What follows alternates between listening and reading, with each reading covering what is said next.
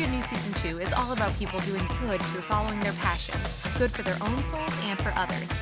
I'm Kate Cherichello, and welcome to today's episode. Let's spread a little more goodness in the world. So welcome to today's episode of Some More Good News. I'm so happy to have Andrew Parks here. Andrew is an actor, a teacher, an advocate, and so many things, and just a great example of what a difference one person can make. And I know Andrew through auditions, and through all of my encounters, he is consistently upbeat, always has a smile on his face, and you really are the kind of person who I feel like always, when you ask, how are you mean it. You want to know, even to a total stranger. And that's how I've always felt being around Andrew. And so I'm happy to make you talk about yourself for a little bit here. Oh my I don't goodness feel like gracious. you ever do that. That's quite a statement. Wow. Thank you, Kate. I mean, that's really quite something. That's lovely of you to say. I think it's true. Well, for anybody watching who is I do ask, and I ask how people are, and I do mean it. It's not just a general, here we go again thing, but I guess I'm a people person. It's an odd, old definition of people, but I do like my people. I grew up in a family of 4 kids, and my dad was an Episcopal priest, and mom was his organist and choir director, and the church was a extension of our family. So I've been around family a lot and around people a lot my whole growing up, and so that's for extroverts. The pandemic has been equally hard because we like our people, and we like to be around our people, and we feed off the energy of our people, and we like collaborating with our people. Yes. And to have hundreds of people in an audition room waiting, and you have always made that impression of you can just tell that you are that people person, as you say. In what we do, we see our friends mostly at auditions. Yes.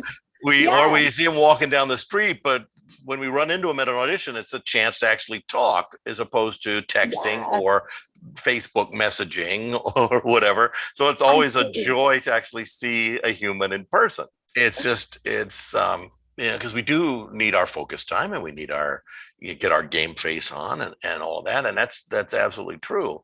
But, I like the human element of it, I guess. Yes. I like that connection to people about it. It's why we do what we do. I had a great teacher who said, we hold up a mirror to society and reflect life back to them. And, we are human people. We interact, we experience things all the time. And that's, again, it's why we do what we do. And if we can't get that in the rehearsal room or on stage regularly, we show up to our auditions and we see it with our people there. We're all going through the same experiences. We're all going through that same process, and we all do it in different ways. But the one common element is that ideally we're all friends and colleagues, and, we understand that process and what it is. So let's just go through it nicely together. So first question, we touched on it a little bit, but just to expand, who are you and what do you do in your own words? A little more on that. Oh, my Lordy. That's such an open-ended question. I'm not going to give you the whole life's bio, but I'm in no rush. No, I know, but I said I was born and raised in Southern California. I'm Los Angelino, growing up, and love my home city.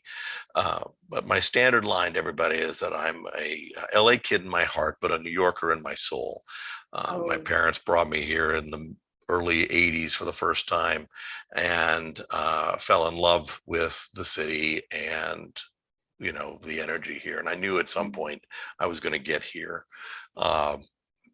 Did my college undergraduate work in Los Angeles, and then lived in Chicago for grad school and got my doctorate upstate New York, and taught for 20 years in the college ranks.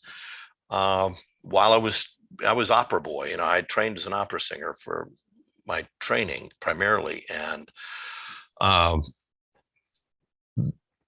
well, basically the opera world dried up. I wasn't getting the gigs that I wanted in that world at the houses I wanted, and I did well. I had some nice things, but I wasn't getting to do like some of the dream parts hadn't come my way yet, and I was in a little bit of a rut, and was living in Seattle at the time, teaching there, and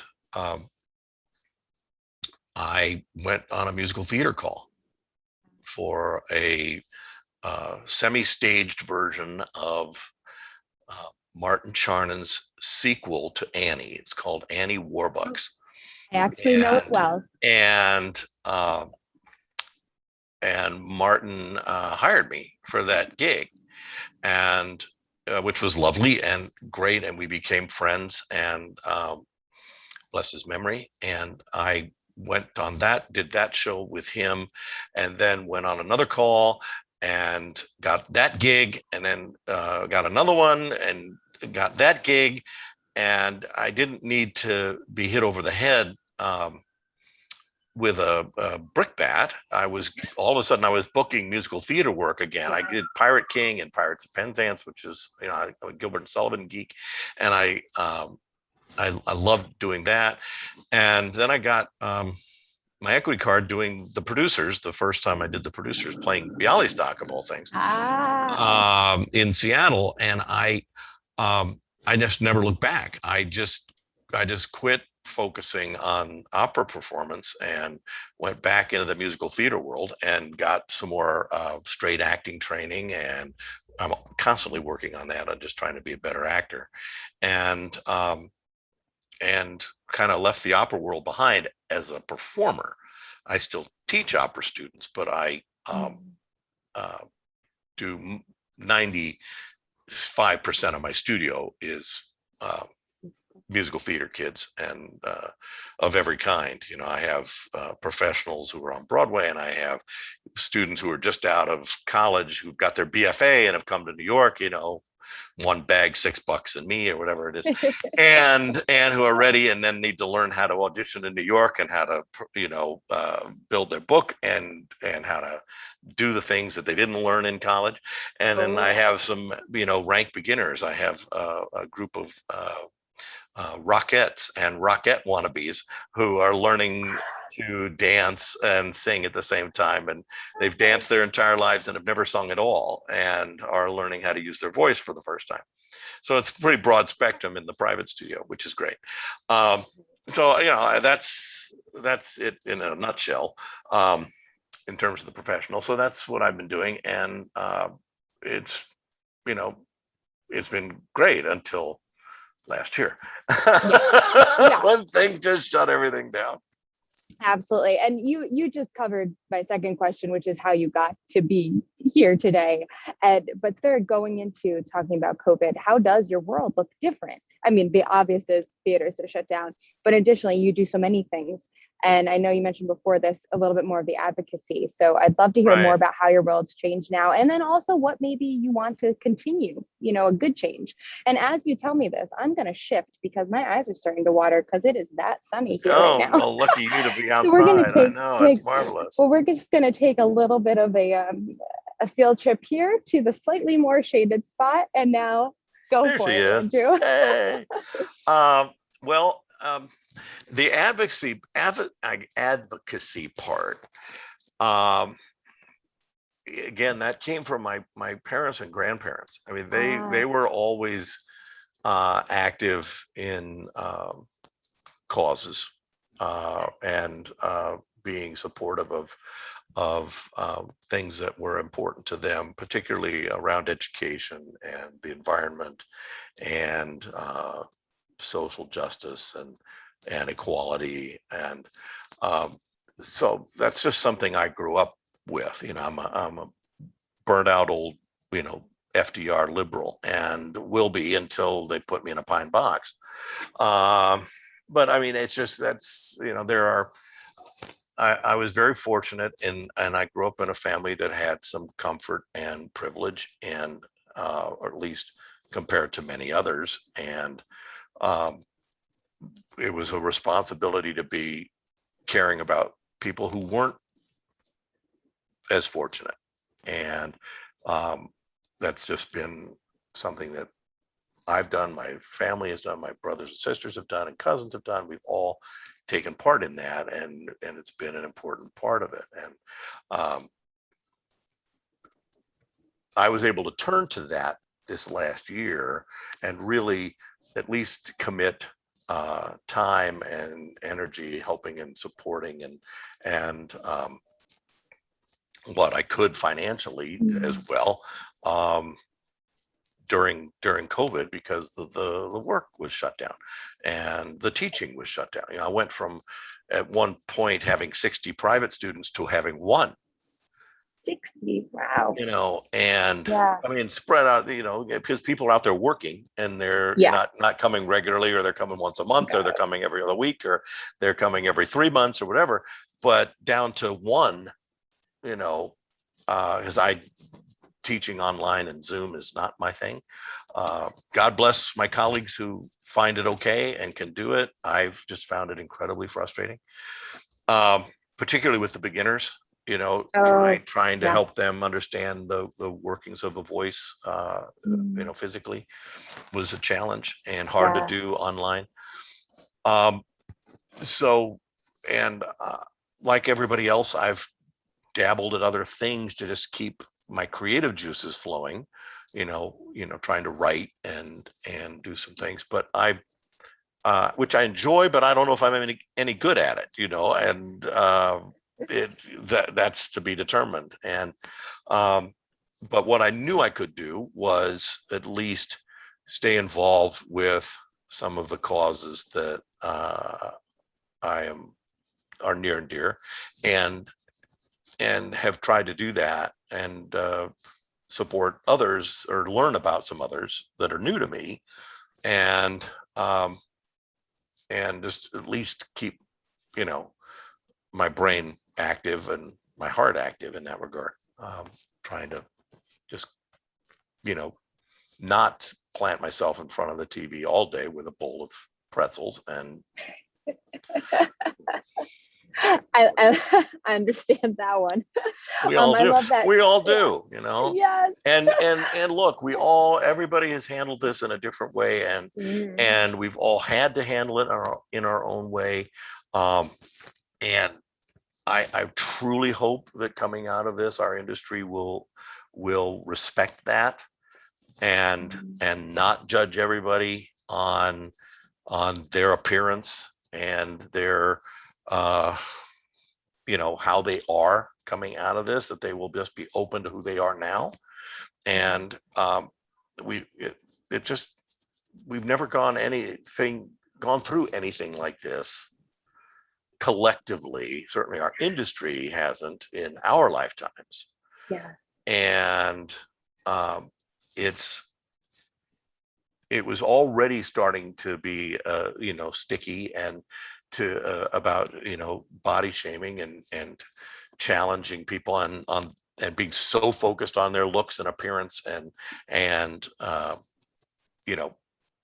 whether or not you fit the part aesthetically, let alone creatively, that I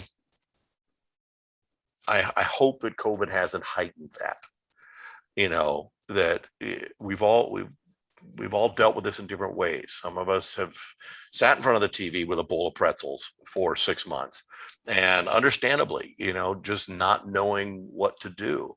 I did that for the first 3 months. I cooked and ate and took care of my family and did that. And my daughter was home for 10 months from college, doing college remotely. And so I was, doing all those things. And that's the gig, right? You do it. But and I wasn't spending any time working on new monologues, and I wasn't spending time working on new song literature. I read a couple of plays, and then I said, okay, I'm done reading plays. I want to read a novel. I want to read something else, and all of that gets wrapped into, I hope that people aren't judged because they didn't, read all of the classic play literature and memorize 12 new monologues and, discover 16 new musicals that they'd never, and now they know the scores back to front. And they're, if you did that, God bless you. Congratulations. And wow. If you lost 100 pounds and put on, 40 pounds of muscle and look fantastic, congratulations. God bless you too. Good. But God bless the person who just cooked for his daughter for 10 months and or decided to just discover something else completely untheater related and or unacting related and did something completely disassociated to what we do, who just had to get by. Yes. Just to survive it. It's there should be no rules coming out of this about any of this. We all are going to come out of this how we come out of this. And there, in my mind, we should all be on an equal plane regardless of the ephemera. I don't know if that's going to happen. I don't. None of us does. But it's going to be very interesng. So I don't know how I got off on all of that. Feel free to edit that. No. And Lord. It makes so much sense because it does. Like in theory, you're like, oh, I have an entire year to do whatever I want, quote. Right. Like that's totally not how it is. We're in a worldwide trauma. And like you said, exactly, everyone's going to process that differently. Someone is going to dive into fitness or into reading every play ever written. But for most, it is just surviving or taking that step away. Like I found, like what you said about even like singing, I just couldn't get myself to do it for a lot of months. And I could do other things, but there are those things that are so close to your heart, and that whole industry has been taken away for right now. So we just have to be kind to ourselves and hope that the industry is indeed as well. I think we can be kind to ourselves, and I'm the first to admit that I'm very hard on myself, and I have had colleagues and close friends in the industry say, you're a better teacher for your students than you are to yourself, and that you are great for your students, and you always make your students feel like they've accomplished something, and that they're better, and that they're growing, and that they're encouraging, and you can always have an encouraging word for them, and you can make them feel right when they're feeling low, and you can help them get back on track and all that, which I take pride in, and I'm glad that that's how they respond. And sometimes I'm not as kind to myself, and I'm more judgy about myself. And that's a very relatable comment, Andrew. And harder on myself in that regard. And they say, they'll say, remind me, say to yourself what you would say to your student. And then it's like, okay. I think we generally, coming out of this, are learning to be gentler with ourselves and all that. The great unknown is how the quote industry is going to respond to us as who we are now. And what is going to be. I don't know if you saw it. There was an article from the New York Times Yes. that was being passed around a couple weeks Yeah. ago, in dealing with the announcement that the theater's coming back in September and yippee yahoo and all that, but it may not be the same. And in the bump headline, it talked about actors have put on weight. Yeah. And the author of the article, I don't even remember his name. I mean, I wrote an email, which has not been responded to. And I said, that shouldn't have even been in the discussion, in the world we live in now.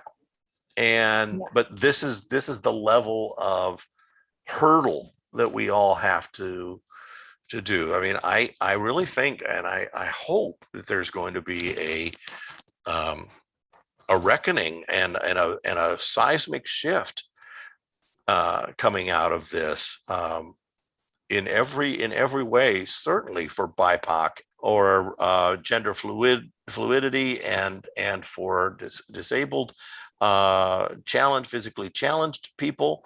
All of this has got to change and be open to all of this and accepting and inclusive for all of this. We've given so much lip service, and I'm a old white guy saying this, who's like, when is this going to happen?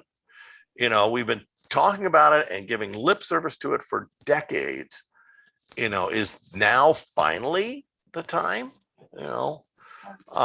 It's enough's enough. When is fairness and equity really going to happen? And maybe coming out of this, that's going to be the case. I hope it is. I don't know. I really don't. And we won't know until we go through that next phase either. Yeah. It's astounding, but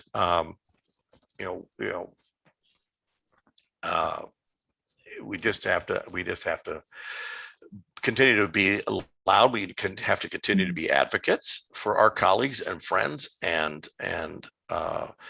put people's feet to the fire. I did the march on Broadway a couple of weeks ago that dealt with this issue.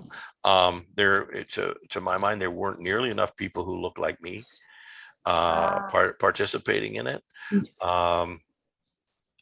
For whatever reason, I'm not about to hypothesize reasoning, but but people like me have to speak up. A couple of weeks ago, I had a guest, Alvin Huff Jr., and he is part of the co-founding group of this organization called Muse, Musicians United for Social Equity. Have you heard of that one? No, I don't believe I have. It's fairly new. And something that I was so pulled into by it is the fact that they made sure that their founding group is made up of all colors. And it is, even though it's focused on, people of color getting more work and getting the networking skills and all of those great things, they made sure that there were white people on their board, there were all colors, that sort of thing, because like what you just said, it's easy for the group that's feeling the marginalization and whatnot to speak up, but to get people from all walks of life to speak up for that group is so needed. So I thought was so wonderful what he's doing there with that, and you showing up to the March on Broadway. That's such an important step. And I also know, just from following you on social media, you are a great advocate, and you are sharing the articles, and you are putting out the posts to question what's happening right now. And those are all important steps. So thank you for doing that. Oh, you're welcome. I mean, I do it because I think we have to. And because I want to, if it sparks some conversation or be part of the conversation, that's great. But again, I just think it's also in my DNA to do it and go. And it's obviously a very passionate subject for a lot of people right now, and an important one and a necessary one. And it needs to continue. We've talked a lot about a variety of things, but about goodness. I know that you have seen a lot of goodness through what you've done, be it students that you've coached, be it things that have happened to you as a person. Do you have a story or multiple stories of just goodness that you've seen related to your passions? Wow. Wow, you Mm. should have given me that question a couple of days ago so I could have really thought about it and ruminated on it. That's what's And kind of fun and about this, is and that you and on and the do spot. um well, certainly I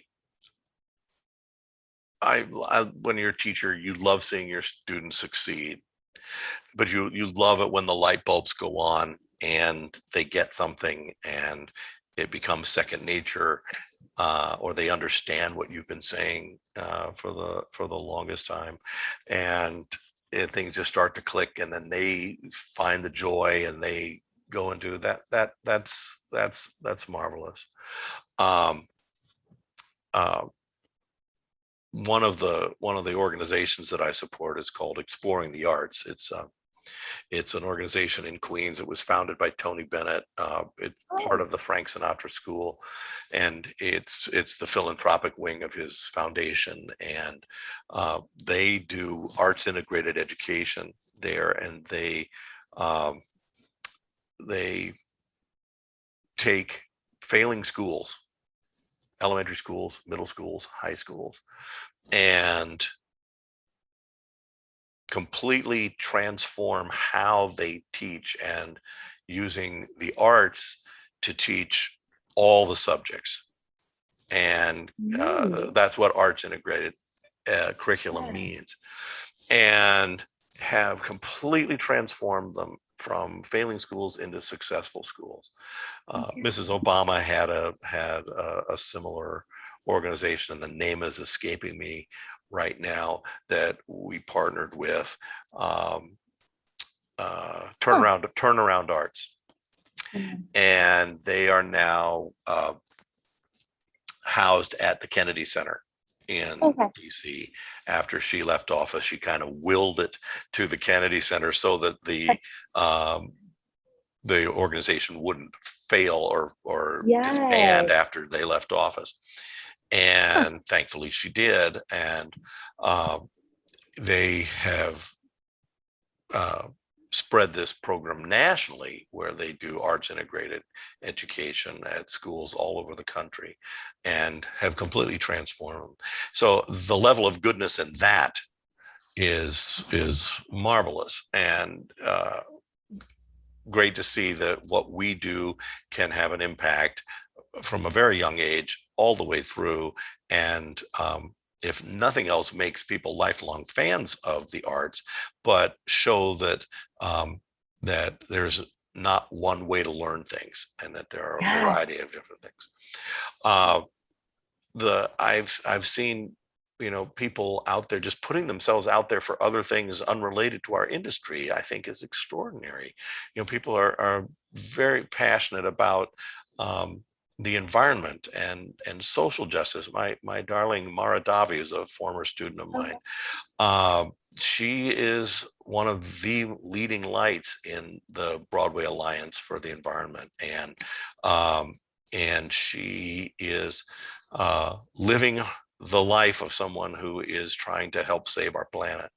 And while she's almost 9 months pregnant with her second child Oh, too, and doing it, and it's really thrilling to see people doing that. And there is only one planet. There is no planet B, and we have to save this one. And mm, uh, you know, it's important to do systemic, small little things. All of us, simple little things.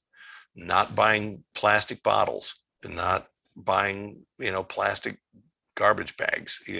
Um, Using reclaimed articles of clothing and reclaimed items around the house, not using liquid soap, you know, uh, liquid laundry detergent and liquid fabric softener are two of the biggest users of water in the world. And we, didn't know that.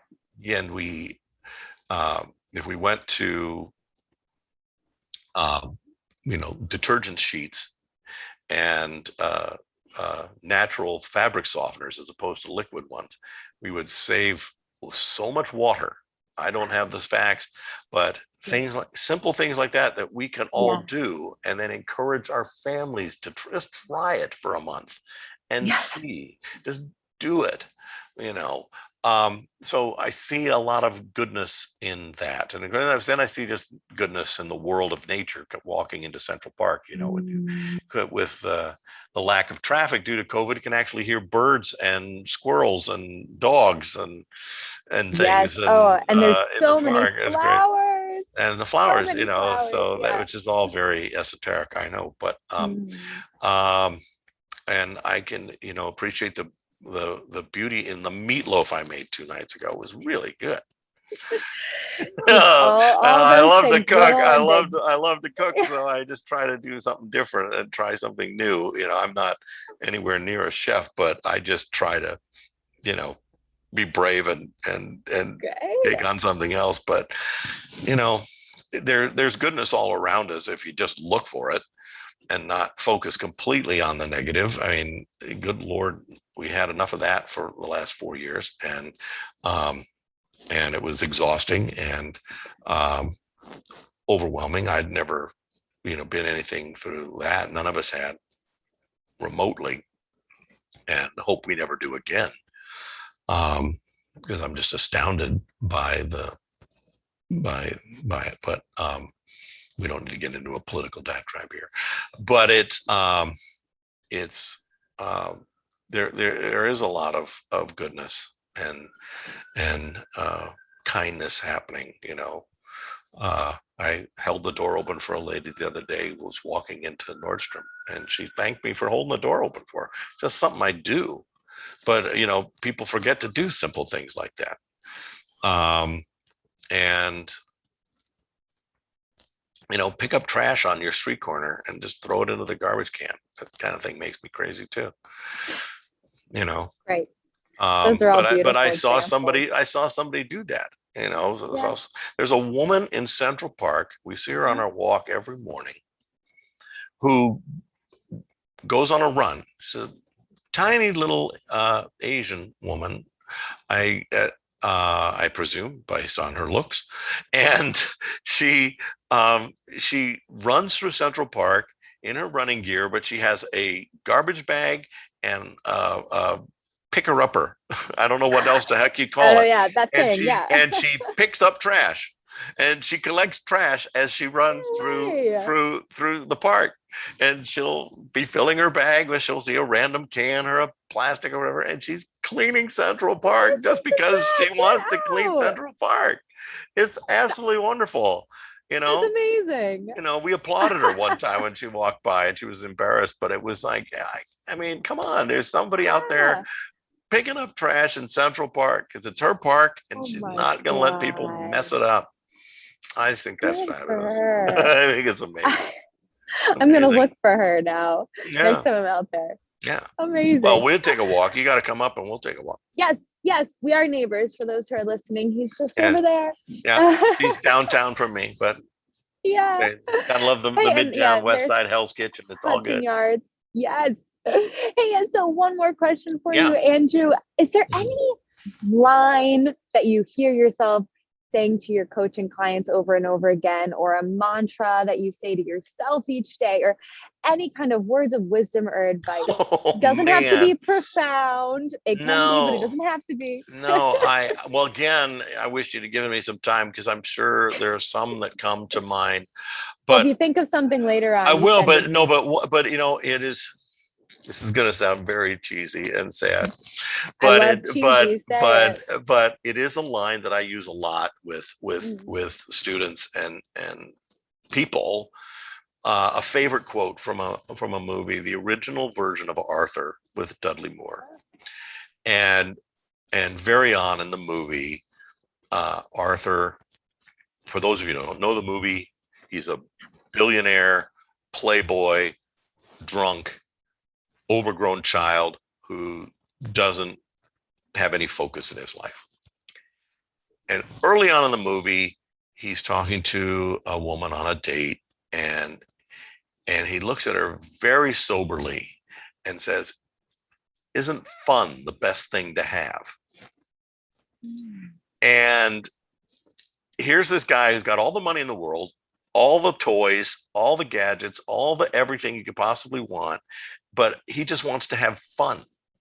That a fun experience is the most important thing to him, and to be happy. And that in 1980, whatever, 4, 3, whenever that movie came out, it struck me then as a great mantra. You can have fun any way you want it. It doesn't, and you don't have to be a billionaire to have it. And but it is the best thing to have. Having a fun life is a pretty good one, and I've had a pretty good one so far. I mean, again, I have not had to spend my life doing things that I didn't want to do in order to pay the bills or just get by. This is what I have loved my entire life, and I've been able to spend my whole life doing it. I say, if I could have hit a curveball, I would have been the first baseman for the Dodgers, but I couldn't hit a curveball. and I was a good basketball player, but that wasn't coming to me either. And I was skinny. I was really skinny when I was younger too. So it was like I wasn't strong enough physically. But I love sports, but this is what I love to do, is this, being in music and listening to great music and theater and being around the performing arts. And I can't imagine my life not doing it. And I'm awfully grateful I've been able to do it for as long as I have been able to do it. And so I've been able to have fun, in my way. And so that for sure is the thing. I had a grandma, my dad's mom. She would often say also, apropos of nothing, just be sure to dive in feet first. You might break your ankle, but you won't break your neck. And I thought, well, that's something.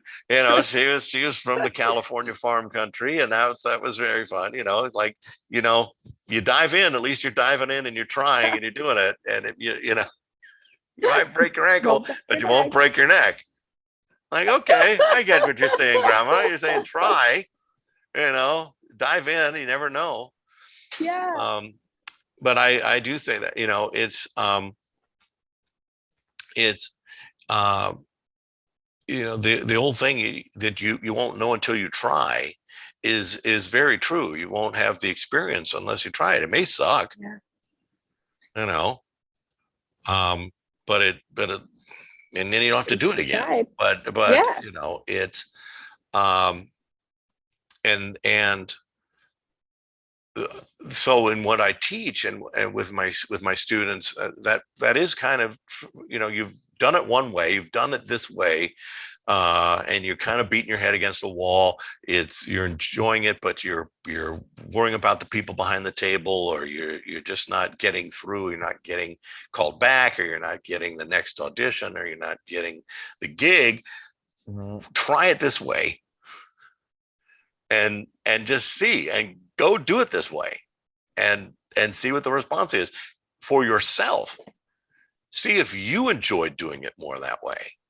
Because if you enjoy doing it more that way, and maybe the people behind the table will too. But who cares? The things there are people always worried about losing a job. Well, you haven't lost a job because no job's been offered yet.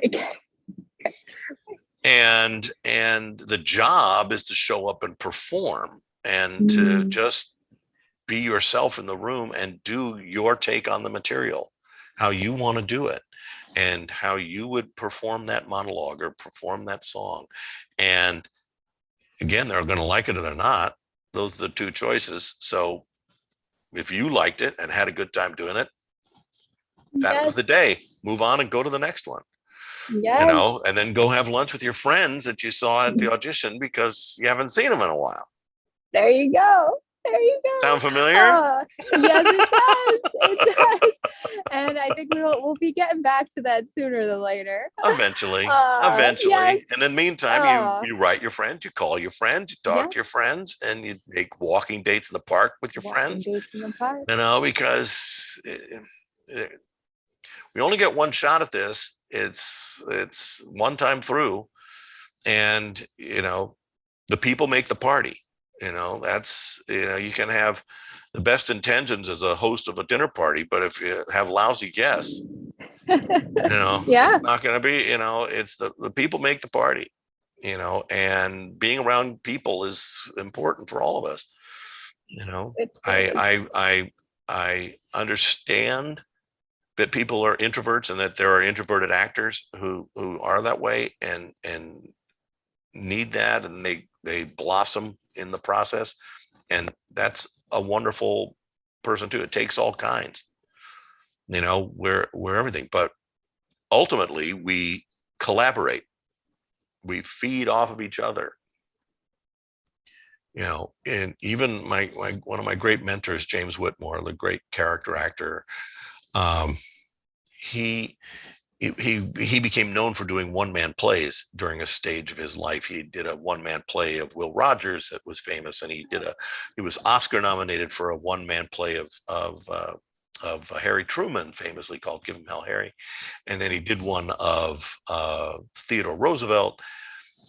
And he said, even doing a one-man play, he was collaborating with other people. He didn't sell the tickets. He didn't, manage the house. He didn't, design the costumes and build the costumes and hang the lights and do that. And he didn't write the play. He didn't direct the play.